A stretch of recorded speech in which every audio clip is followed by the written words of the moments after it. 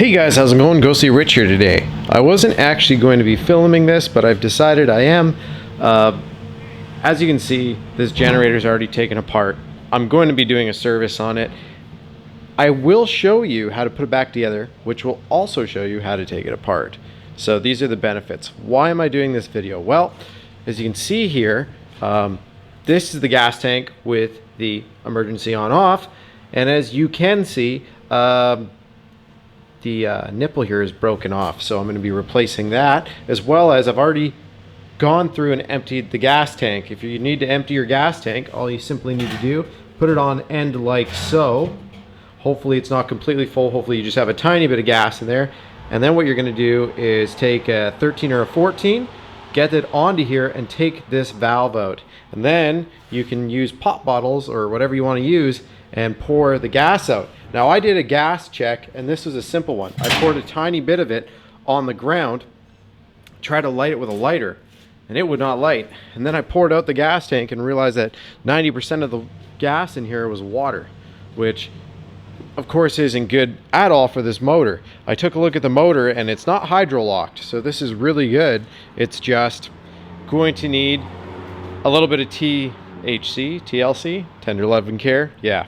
Anyways, unlike my bigger car projects, it's actually quite simple to work on these and it's cheap. I got a whole carburetor kit with new spark plug and new fuel line for $19 on Amazon. And then I bought a new fuel on off that's not broken. And yeah, this one right here was again $8. I'll put these in the description. This will also apply to the Champion generators. The reason why is because they have the exact same carb and so on and so forth. From what I've seen anyway, they are identical. So give me 1 sec. I'm going to grab a 14. We're going to quickly swap this out. Make sure you take a scrub, right, and rub in here. You can also use sandpaper, but hold the gas tank like this when you do it, so that way none of the dust comes in here. If you want to, you can use a vacuum. Just be careful with the vacuum. You don't want to completely seal this, because if you suck in gas vapors, that's not good, especially in a vacuum cleaner. Once you've done that, this is the new gas valve. Now what you can do is, of course, press in this filter. Some people will warrant to not use it. The reason why I say to use it is because then it keeps debris from plugging this valve, because look at how tiny it is in there. The smallest piece of dirt gets inside here, and that could jam up your entire gas system if it gets into the middle. If it just gets sucked to the side, you have a little bit more opportunity to still get gas, which is really important for job sites, because no matter how much filtering you have, something always winds to get in there. So make sure you press that gas filter on there. You'll notice when you spin it, it gets really tight at one point, and just make sure you tighten it all the way. You give that one last till it lines up. Whatever you do, don't loosen it. If you really wanted to, you could throw a little bit of RTV on the inside of the gasket just to make sure it 100% seals.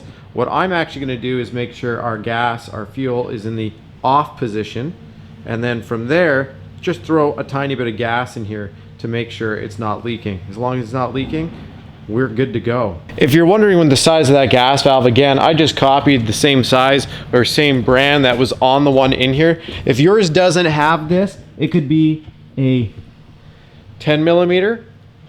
This one I think is like 9.5 millimeters. As you can see, this one has had much better days and was not sealing well at all anymore.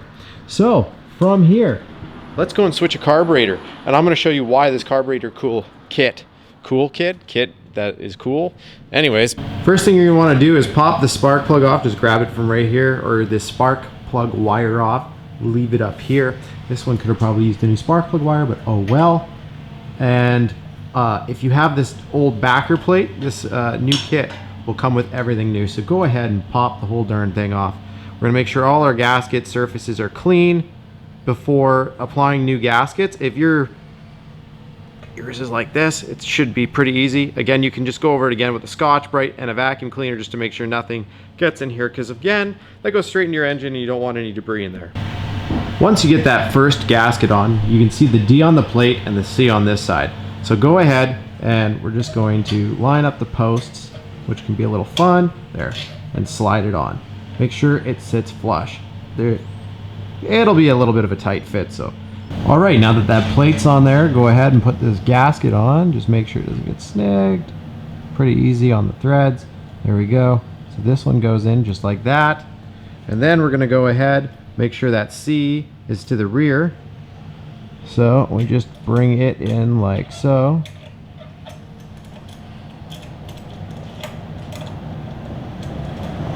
There we go.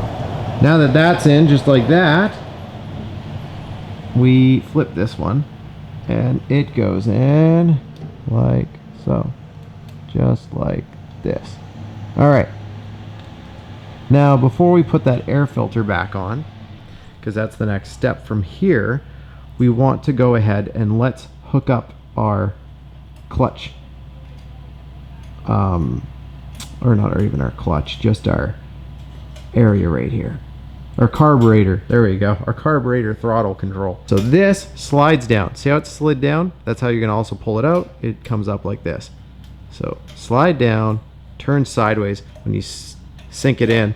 So now there's no way of this coming out. If you have this little spring right here, there's a little tiny hole right here. And all it does is that little spring, little piece right here, you just slide it in right through here. That's all. After you get that in, slide this little forward just so you can get the spark plug wire back in here. I'm not even gonna actually put that back on yet because I want to switch the plug out since we got a new plug. All right, now that we've gone ahead, we've made sure everything is good, go ahead, grab your clutch handle. This will move that butterfly plate where it should. Yeah, just like that. Perfect. Now that that's installed, we can go ahead, grab this, make sure you've cleaned off the back end, so that way we know we're gonna get a good seal. We're gonna line up right here. Perfect, just like that. Make sure that these two posts come through. I was looking at the back. Now that we've made sure those are gonna come through, let's slide both these nuts on here. Just like that. One more.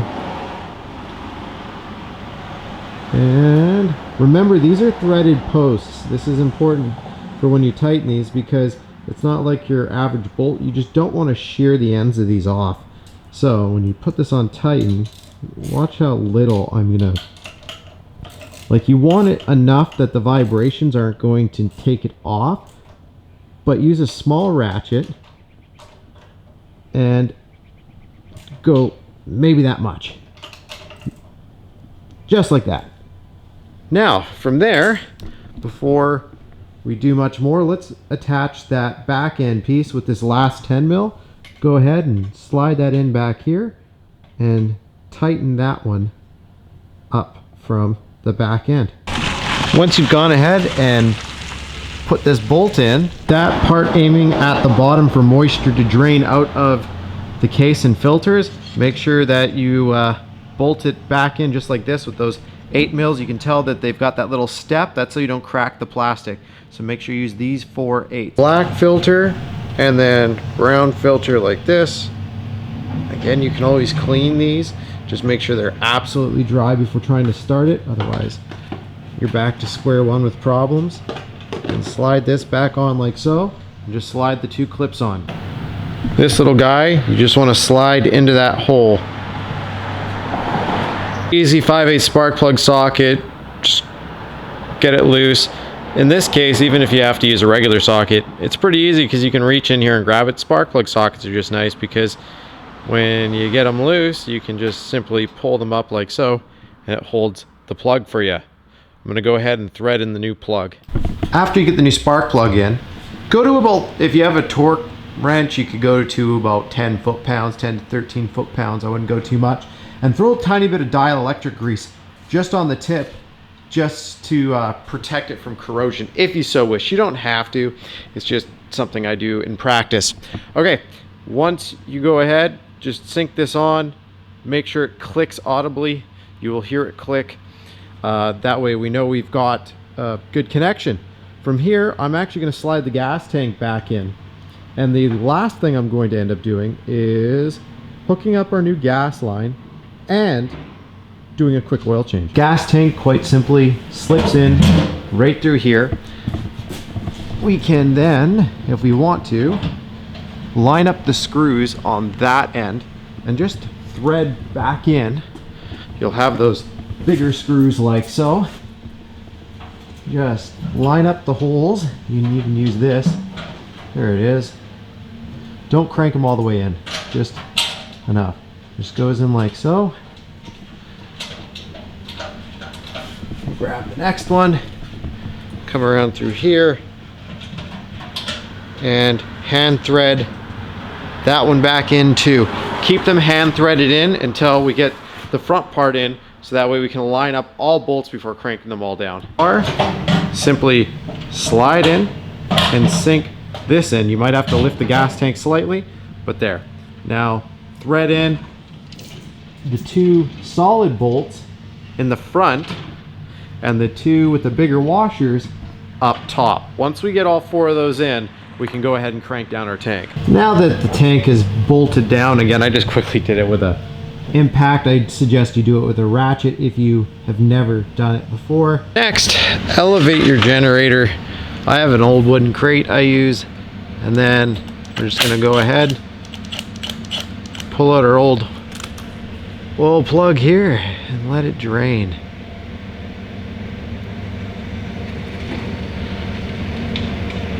Just like that. Now you can run the generator. I'm just not, because this thing was so full of water and so on and so forth. I'd rather just let it drain out slowly, because it is a thicker oil. It's a 10W30, I believe. And since it is, it will take a little longer if it's not warmed up. I'll leave it up to you. While that's doing that, make sure you can, of course, take off your fill right here as well. And this is going to be your oil level dipstick. One thing I noticed is this one was a little overfilled. Why would I say that? Well, it was peeing out of the oil dipstick as well when I tried to pull it out to check the oil level. So either way, now that we've got this draining, leave it for a bit and let's go grab some oil. Make sure you have some sort of funnel so you're going to be able to refill the oil through there. Next, inspect your Teflon gasket, replace if needed, and let's go ahead, hand thread this all the way till it's completely cinched down. Then we'll tighten it with a ratchet. Do not tighten it with an impact. So I'm just refilling it like this. This is a very slow process, but at the same time, we only have to work with a 1 liter. What I did is I poured the leftover oil into there to get a reading, and I got 700 milliliters. So now that I know that I've got 700 milliliters in there, I'll probably start off with 500, see where it comes up on the dipstick, and then add accordingly so it's right in the center of both those lines. So I was correct. 500 milliliters is what this looks like to take. If it's any more than that, it's just a tad bit more. How you know when you're full again is, see if I can pull this out and quickly show you. Sometimes the oil doesn't show up right. See how it's like just near the top of the stick at all? Should be sort of shiny there. It's like 2 down. I always like to leave it just a little bit from the top, because it's always better to be a tiny bit from the top. If you overfill, it is almost as bad as underfilling. Underfilling means you blow your bearings. Overfilling means you blow your seals. So that's why it's always good to make sure that I try to keep it halfway or just above halfway. Also leaves for expansion room and whatnot when the oil is warm and cool. Anyways, let's go ahead and try and fire this thing up. We'll turn on our fuel and we'll put the choke on, give her a couple pulls, and then we'll pop the choke open and see if we get her to fire up. Make sure engine kill switch is on, or as I should say, make sure the engine is on. Not that the, anyways. And then from here, turn fuel to on, and then we'll give it a couple pulls.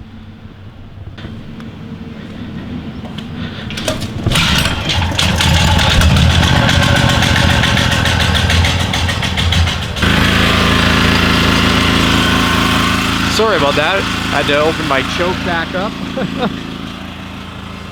That's why she was sounding like that. The other thing I've got to do is, I just noticed that the gentleman's bolts are quite loose on the engine mounts. So I'm going to go ahead and let this run for a second, because it has not run in about 2 years. Let it do its thing. It's sounding pretty good.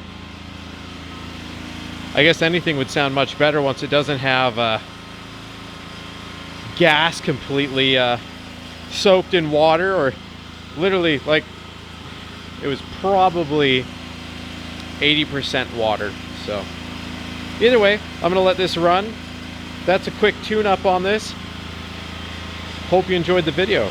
Press like if you did, and subscribe for if you want to see what I'm working on next.